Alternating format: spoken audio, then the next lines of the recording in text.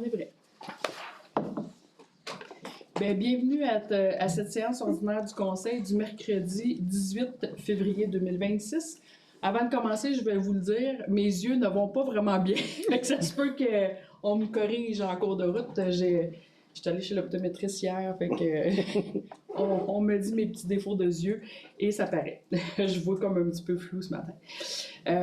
Fait que l'ouverture de la séance, ensuite de ça, adoption de l'ordre du jour. Avant d'adopter l'ordre du jour, je voudrais préciser qu'on va avoir un point à ajouter au 7.7.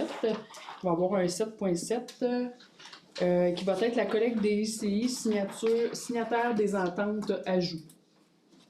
Et on va reporter le point 10.1 de l'ordre du jour. Donc, avec ces modifications-là, est-ce que j'avais un proposeur pour l'ordre du jour?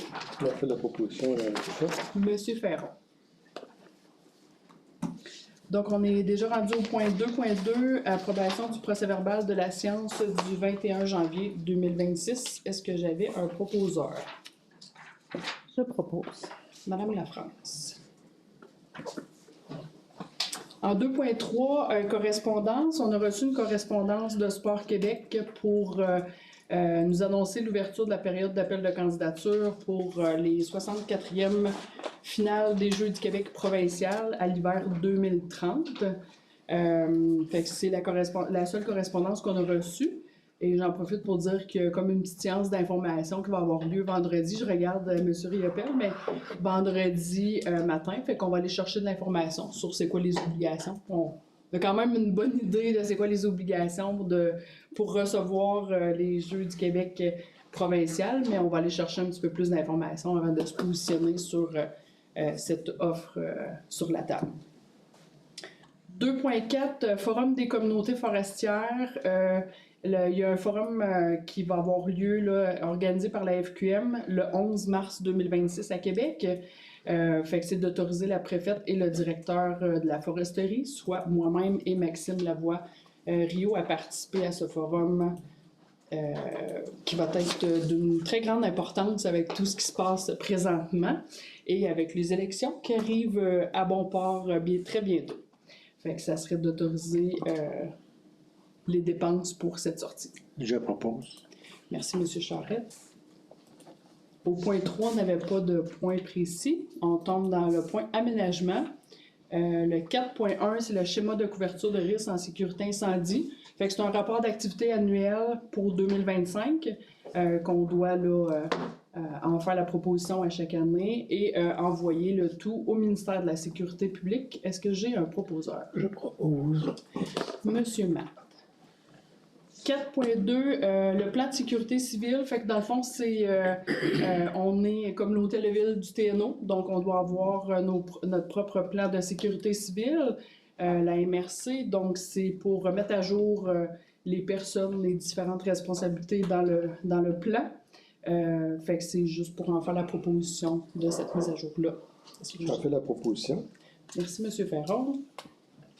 4.3, plan de développement du transport collectif 2025-2027. Dans le fond, c'est pour tout simplement adopter, là, on a fait comme une mise à jour dans le plan de développement du transport collectif et ça nous permet de pouvoir conserver l'éligibilité au financement provenant du volet 2 du programme d'aide gouvernementale du transport collectif régional. Est-ce que j'ai un proposeur? On peut proposer. Merci, monsieur. Alors, on dirait que j'avais comme un blanc. Pourtant, je ne sais pas pourquoi. Oublie-moi pas, là. Ben non. C'est sûr, je vous oublie pas. Parce que j'ai débaptisé l'autre fois votre remplaçant, là. Fait qu'on a bien ri à la dernière séance. Ben ça. Ouais, c'est ça. 4.4, plan climat, offre de services professionnels de consensus communication. Vous le savez qu'on est dans le processus. Hein, le gouvernement nous a comme obligés à avoir un plan climat. Donc, on va devoir faire des consultations publiques au niveau de la population et probablement que ça va se faire de façon hybride, soit en personne à des rencontres, des consultations, ou soit par des sondages là, qui se feront en ligne. Fait que c'est d'accepter l'offre de services professionnels de consensus communication pour un montant initial maximum de 12 000 $. Je propose. Madame Rouleau, merci. 4.5, ben on va y aller en bloc, si ça ne vous dérange pas, 4.5, 4.6, 4.7 et 4.8. Dans le fond, c'est des certificats de conformité.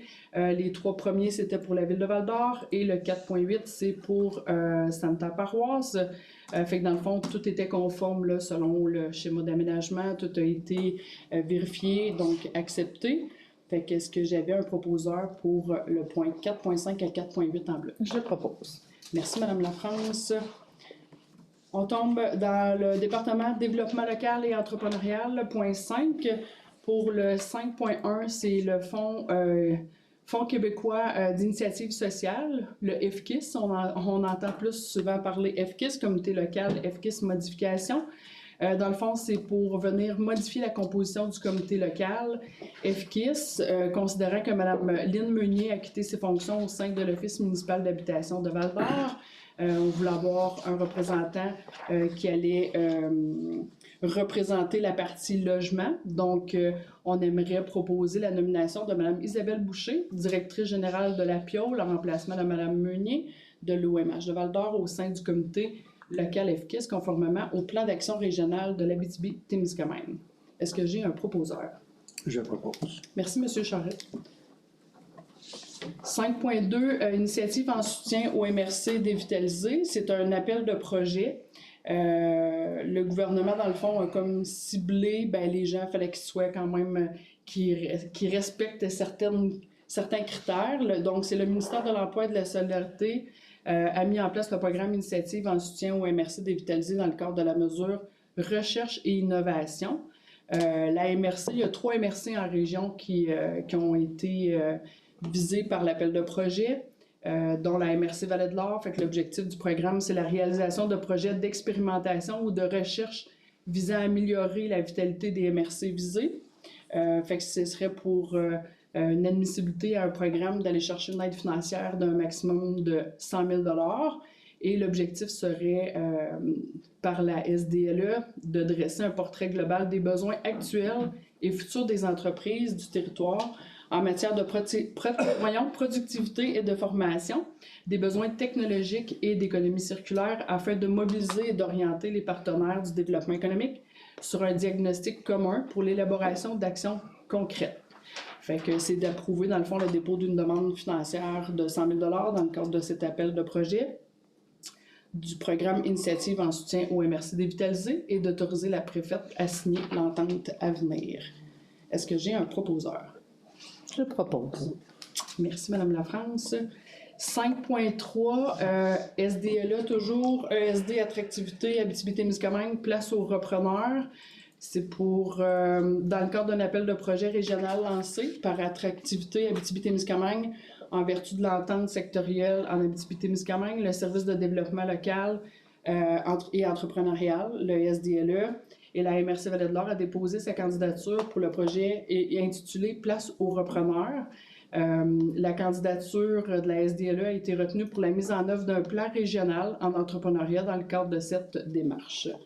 Fait que ça permettrait aux cédants et repreneurs de la Vallée-de-l'Or et de la région de l'Abitibi-Témiscamingue de bénéficier d'outils et d'expertise en reprenariat, parce qu'on sait que les statistiques sont quand même... on a parlé de 50 000 tantôt avec Mme Méran, qui va avoir 50 000 repreneurs là, des entreprises, donc il faut essayer de trouver de la relève. Fait que c'est une somme de 150 000 $ qui va être octroyée à la SDLE, de la MRC Vallée-de-l'Or, dont une portion est dédiée à la mise en œuvre du projet déposé et la gestion de l'entente. La mise en place de différentes actions prévues au plan d'action nécessite une latitude administrative et financière permettant à la SDLE d'engager de débourser les sommes requises de manière efficiente et conforme aux échéanciers du projet.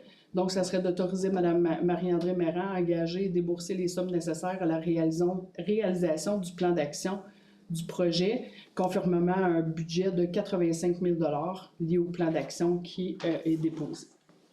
Est-ce que j'ai un proposeur? Je propose. Merci, Mme Rouleau. 5.4, appui à la municipalité régionale de comté de la MRC Vallée-de-l'Or au projet solaire approbation. Considérant qu'Hydro-Québec a lancé en date du 6 mai 2025 un appel d'offres en vue de l'acquisition d'un bloc d'électricité de 300 MW produite à partir d'une source solaire. Fait que c'est de répondre aux besoins exprimés par l'appel d'offres. Natural Forces entend développer le concept potentiellement avec la municipalité régionale de la municipalité de comté de la Vallée-de-l'Or, la MRC et la ville de Val-d'Or, parce que le projet qui est ciblé est sur le territoire de la ville de Val-d'Or. Un projet solaire d'une puissance envisagée d'environ 18 MW, représentant environ 28 hectares de terrain, dont le parc sera implanté sur le territoire de Val-d'Or dans la MRC.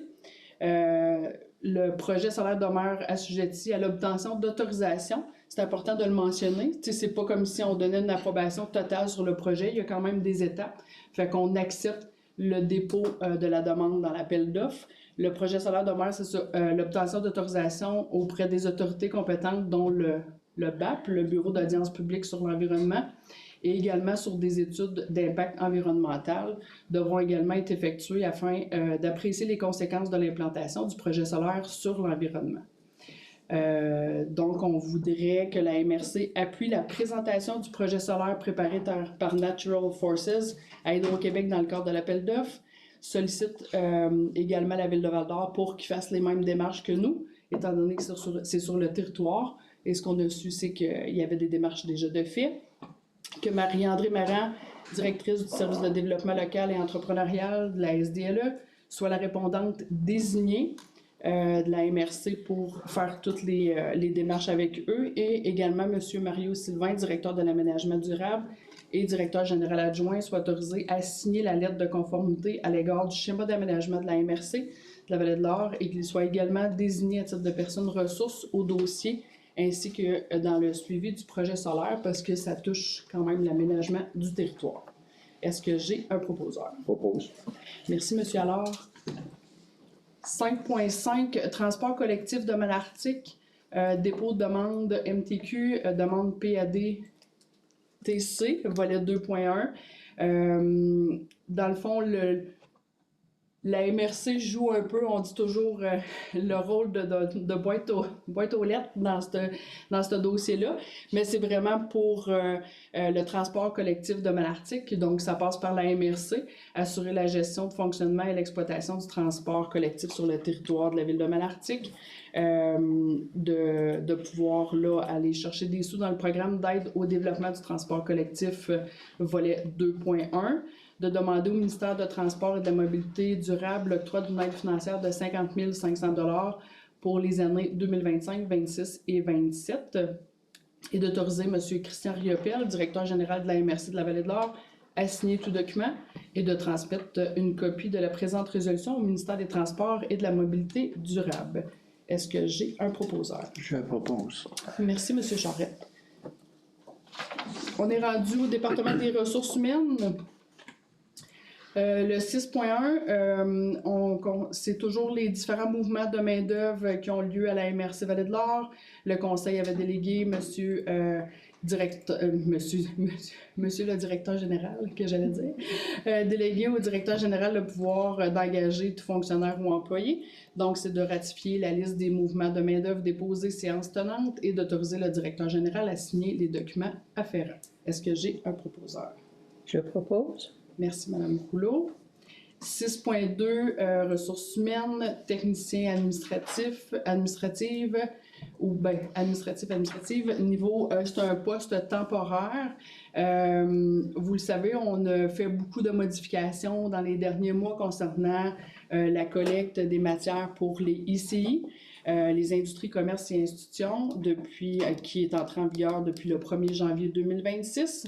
Donc, il y a des besoins supplémentaires au niveau opérationnel qui ont été identifiés et ça nécessite un poste à titre temporaire pour une durée estimée entre 3 et 5 mois.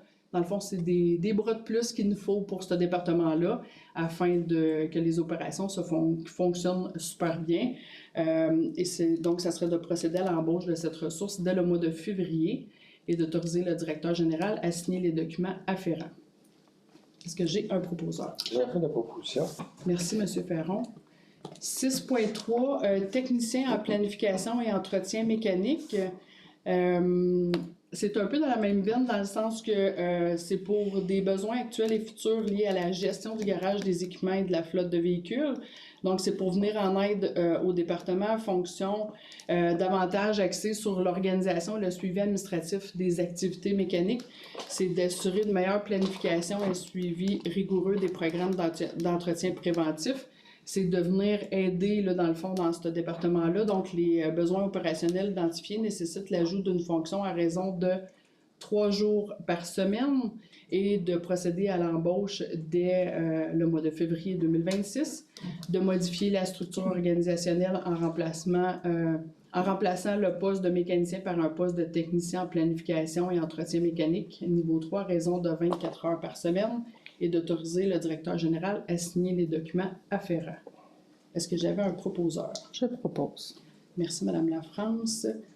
6.4, embauche au poste de coordonnateur de l'évaluation foncière. C'est un nouveau poste de coordonnateur de l'évaluation foncière créé lors de la restructuration 2025-11, est actuellement à prévoir. Donc, ça serait d'embaucher M. David Benoît à titre de salarié à l'essai pour le poste de coordonnateur à l'évaluation foncière. Il s'agit d'un poste permanent à temps complet dès le 30 mars 2026 au port d'attache de Malartic et d'autoriser le directeur général à signer les documents afférents. Je propose. Merci, M. Charette. 6.5, étant donné le point 6.4, dans le fond, on fait une réorganisation de postes comme de coordonnatrice de l'aménagement. Pour ceux qui le savaient, Mme Jacinthe Potier, dans le fond, actuellement, faisait 50-50, je vais le dire comme ça, un poste à titre d'aménagiste, mais aussi était coordonnatrice au niveau de l'évaluation foncière. Fait que là, ben, c'est de créer, c'est d'avoir le poste de coordonnatrice de l'aménagement à temps plein, à 100%. Fait que c'est de faire l'embauche d'une nouvelle coordonnatrice, Mme Jacinthe Potier, à compter du 30 mars 2026. Ça sera d'autoriser également le directeur général à signer les documents afférents. Est-ce que j'ai un proposeur? Je propose. Merci, Mme Lafrance. 6.6, fin administrative d'un lien d'emploi. Considérant que l'employé visé par la recommandation RH 2026-01 FALE est absent du travail depuis plus de 2 ans, considérant qu'en l'absence de possibilité de retour au travail, le maintien du lien d'emploi n'est plus possible sur le plan administratif, c'est de mettre fin administrativement au lien d'emploi de l'employé visé par la dite recommandation et d'autoriser le directeur général, je voulais juste dire à compter du 1er février 2026, et d'autoriser le directeur général à signer tous les documents requis et à effectuer les démarches administratives nécessaires auprès des instances concernées. Est-ce que j'ai un propos? Je propose. Merci, Mme Rouleau. 6.7, ressources humaines, lettre d'entente numéro 7 à la Convention collective des salariés affectés à la collecte des matières résiduelles, prime de vacances applicable aux salariés occupant un poste de préposé ou de conducteur de camion. C'est une initiative qui a été mise en place l'an passé et qui a porté fruit. Donc, c'est de reporter cette belle initiative. Donc, c'est d'autoriser le directeur général et la préfète à entériner la lettre d'entente numéro 7 relative au renouvellement de la prime de vacances applicable aux préposés et aux conducteurs de camions à la collecte pour l'année 2026 et d'autoriser le directeur général à signer les documents afférents. Est-ce que j'ai un proposeur? Je propose. Merci, M. Matt. Ça faisait le tour des ressources humaines. Maintenant, administration. Le 7.1, c'est dépôt de la liste des déboursés émis par le greffier trésorier en décembre 2025. Les dernières factures qu'il y avait de décembre, fait que c'est un simple dépôt. Et 7.2, c'est dépôt de la liste des déboursés émis pour janvier 2026. Fait que c'était juste des dépôts. 7.3, annulation du solde résiduaire du règlement d'emprunt 377-05-25 de la MRC Vallée-de-l'Or. Dans le fond, c'est que le règlement d'emprunt n'a pas été nécessaire à sa totalité pour le 100%, donc un résiduel, et malheureusement, on ne peut pas l'utiliser à d'autres frais. Donc, c'est que la MRC demande au ministère d'annuler dans ses registres le solde résiduaire au règlement 377-05-25. Est-ce que j'ai un Je proposeur? propose. Merci, M. Ferron. 7.4, excédent de fonctionnement utilisé en 2025. C'est d'accepter le total des excédents de fonctionnement affectés utilisés en 2025, soit un broyeur à bois pour 12 853,3. C'était installation et réparation du broyeur. Est-ce que j'ai un proposeur? Je propose. Oh, allez-y, monsieur Allard. Vous voulez aller par l'ordre Monsieur- alphabétique? Monsieur Allard. Oui, c'est ça. Pas de chicane, on y va par ordre alphabétique. 7.5, adoption du règlement d'emprunt numéro 381-01-26, décrétant une dépense et un emprunt pour l'acquisition de 2 camions à chargement latéral automatisé. On parlait là, d'une somme là, quand ça a été déposé à la dernière séance, 1 175 304 pour l'achat de 2 camions à chargement latéral. Donc, est-ce que j'ai un proposeur? J'en fais la proposition. Merci, M. Ferron. 7.6, dépôt du rapport sur la gestion contractuelle de l'année 2025. Fait que c'est tout simplement un dépôt par la directrice de l'administration. Fait qu'il n'y a pas de proposeur nécessaire par rapport à ça. C'est tout, dans le fond, les dépenses qui ont été faites dans les différents contrats, etc. 7.7, collecte des ICI, signataire des ententes, c'est l'ajout qu'on a fait à notre ordre du jour.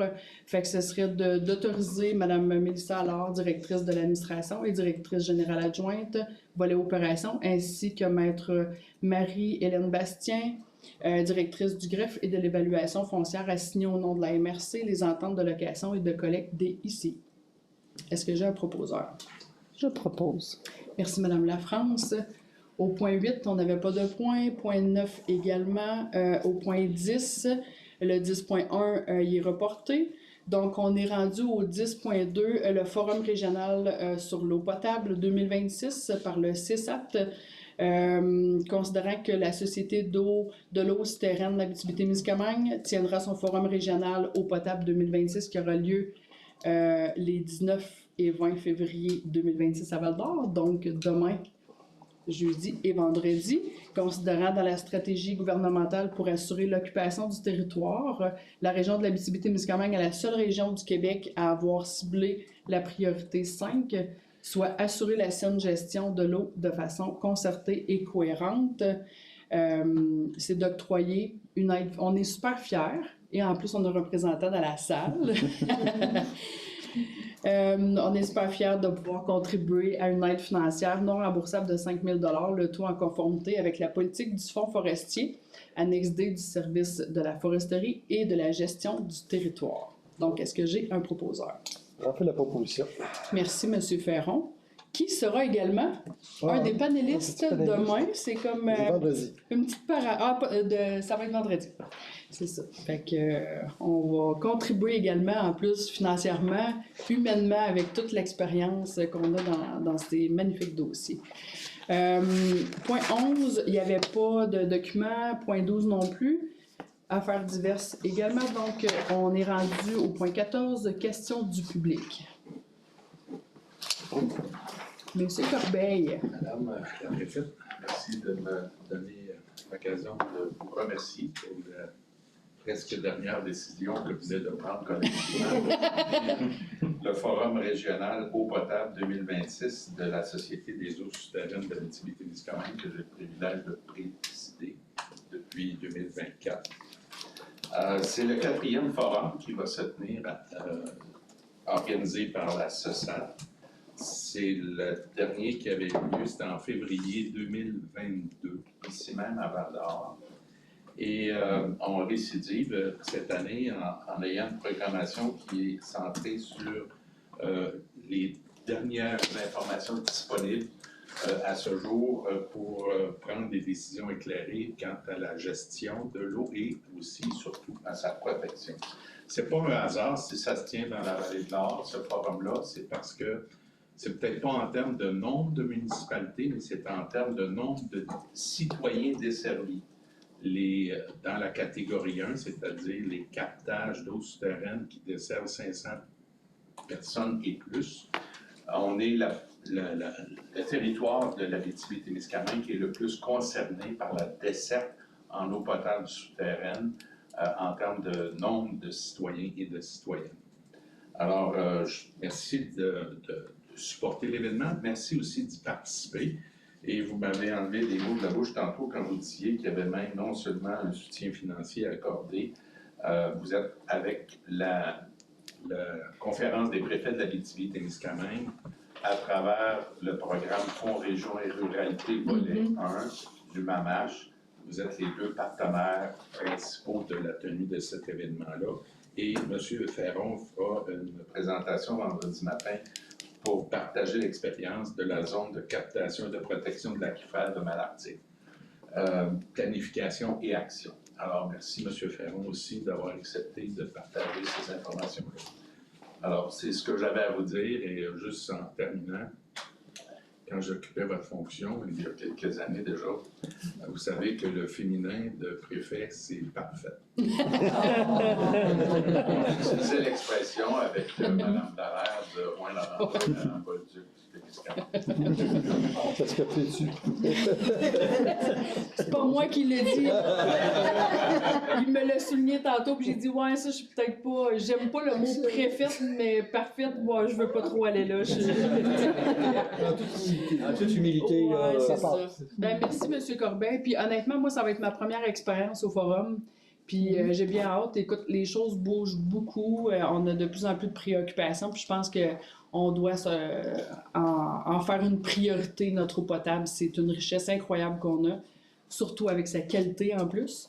Là, c'est sûr que là, j'ai comme un petit parti pris là, quand je parle de qualité, mais c'est ça, tu sais, je pense que c'est vraiment d'une importance.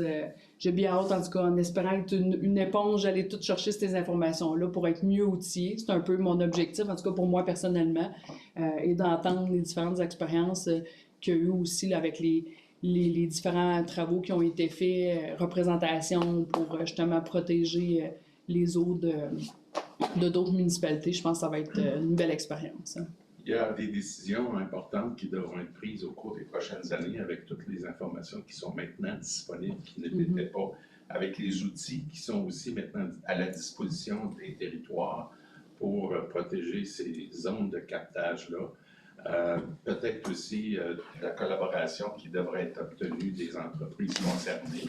Et souvent, on pense toujours au lien aux mines, mais toute activité anthropique, toute activité humaine sur ces zones de captage-là peut être considérée comme à risque ou potentiellement à risque avec la distribution de l'eau potable. Et je pense entre autres au Sablière, Cravière, et M.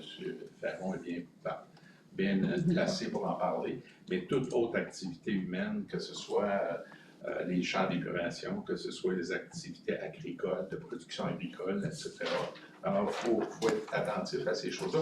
Et vous me permettrez aussi de souligner l'entière collaboration qu'on a, la SOSAT, la Société des eaux souterraines, avec l'ensemble des municipalités du territoire de la MRC, parce qu'on collabore de façon étroite avec Center notamment et d'autres partenaires, avec les autres municipalités qui ont demandé et qui ont reçu la visite de notre équipe de 2 personnes, qui n'est pas très, très nombreuse, mais pour les accompagner. Je sais qu'il y a eu des élections et qu'il y a certains conseils qui ont eu des changements importants. Si vous voulez puis je transmets l'invitation à tout le monde, si vous voulez qu'on retourne faire une présentation, ça va nous faire plaisir. Vous pouvez compter sur la collaboration de la CESAP pour donner le maximum de précision, le maximum d'informations aux élus qui auront à prendre ces décisions-là prochainement. Parfait, merci beaucoup. Oui, parce que c'est pas toujours évident. Les municipalités, on peut pas avoir tous des spécialistes dans tous les départements. Vous le savez, vous l'avez vécu en tant que maire également, mais c'est ça, tu sais, de pouvoir collaborer avec des professionnels qui font ces études-là, c'est super intéressant. S'il n'y avait pas d'autres questions, dans le fond, j'aurais besoin d'un proposeur pour la levée de la séance. On fait proposition. Merci, M. Ferron. Ben, merci beaucoup. Fait que c'était la fin de la séance.